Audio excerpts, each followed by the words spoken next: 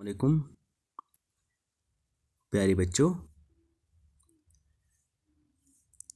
जैसा कि आपने देखा कि जो ये कंप्यूटर है इसको हम 5 हिस्सों में बांट देते हैं। एक तो हो गया दरामद वाला हिस्सा, कोई भी जो हमारे पास कोई भी मवाद होता है जो हम इसमें रखते हैं,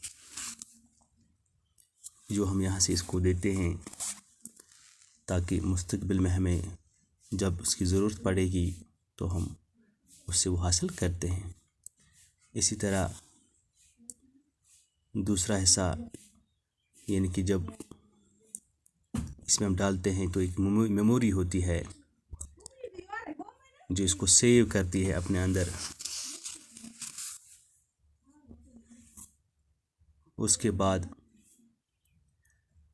हिसाब किताब का एक हिस्सा होता है, रियाजी की जो सवालात होते हैं वो उसी से हल होते हैं।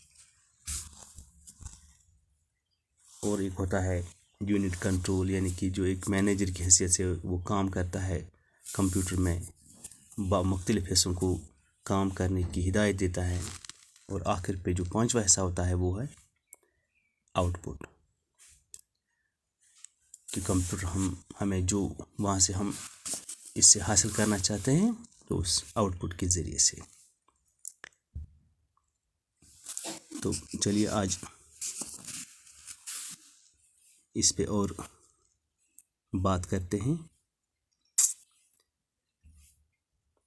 कुछ अरसे बाद ही ट्रांजिस्टर की इजाद हो गई, जिससे तमाम इलेक्ट्रॉनिक बरकियाती शोबों के साथ कंप्यूटर साइंस में ज़बरदस्त इनकलाब आ गया। बड़े बड़े वैक्यूम ट्यूब्स, हवा से खाली ट्यूब की जगह छोटे छोटे ट्रांजिस्टरों और सेमी कंडक्टर्स पुर्जों ने ले ली। उसी वक्त कंप्यूटर की दूसरी नस्ल वजूद में आई। यानी कि पहली नस्ल को जब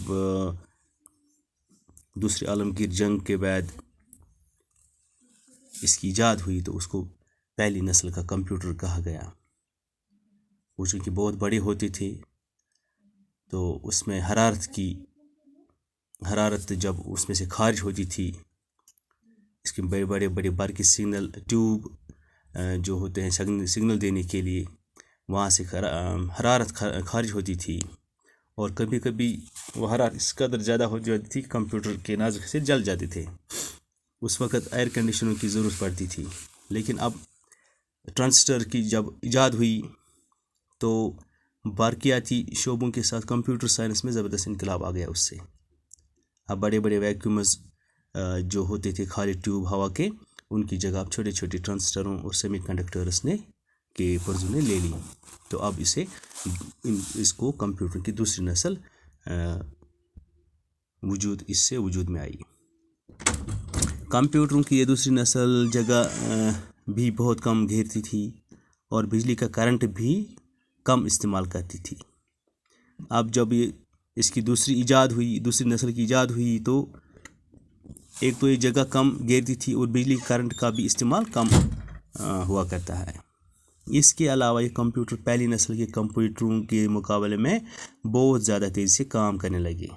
ये दूसरी नस्ल के कंप्यूटर है, पहली नस्ल के कंप्यूटर के मुकाबले में अब बहुत ज़्यादा तेज़ी से काम करने लगी और इनकी याददाश्त में मालूमात हज़ारों गुना ज़्यादा दर्ज की जाने लगी। अब इसका जो मेमोरी पावर है वो भी पहली नस्ल के कंप्यूटर से बहुत ज़्यादा हज़ारों गुना ज़्यादा ये हो गया।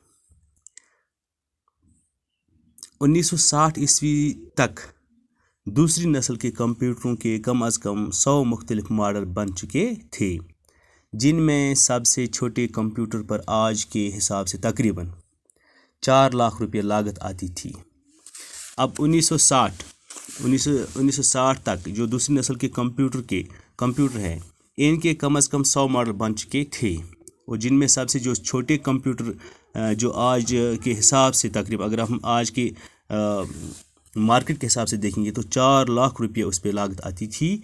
और कंप्यूटर का सबसे बड़ा मॉडल जो IBM 7090 और 7094 IBM कहलाता था, इस पर लगभग 4 करोड़ रुपये लागत आती थी।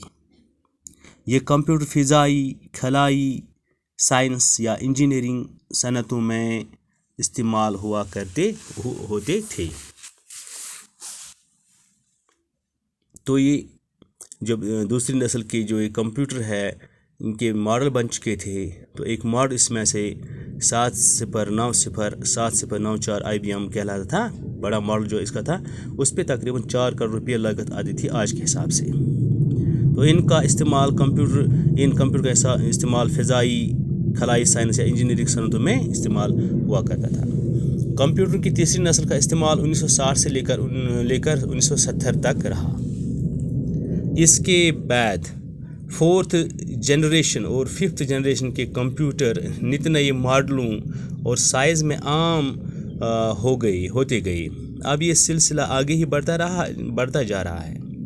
दरअसल चिप्स नाम की एक शय ने कंप्यूटर साइंस को कहीं से कहीं पहुंचा दिया। प्यारे बच्चों, कहते हैं कि जब तीसरी नस्ल का जो कंप्यूटर आया 1960 से लेकर 1970 तक, उसके बाद 4th जनरेशन, फिर 5th जनरेशन के नित नए मॉडलों और साइज़ में आम होते गए और यह सिलसिला आगे बढ़ता ही गया।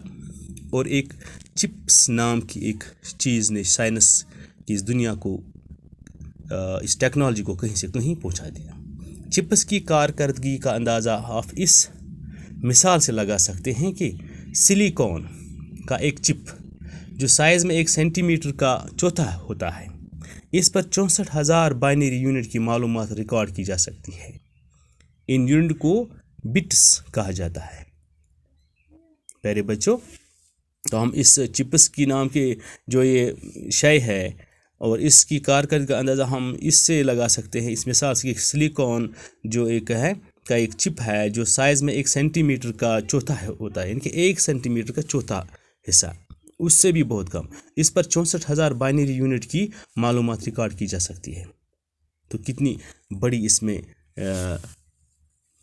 तब्दीली आ गई। इन यूनिट को बिट्स कहा जाता है। चिप्स की वजह से कंप्यूटर की यादाश्त का मैदान करीब लामहदूद हो गया है।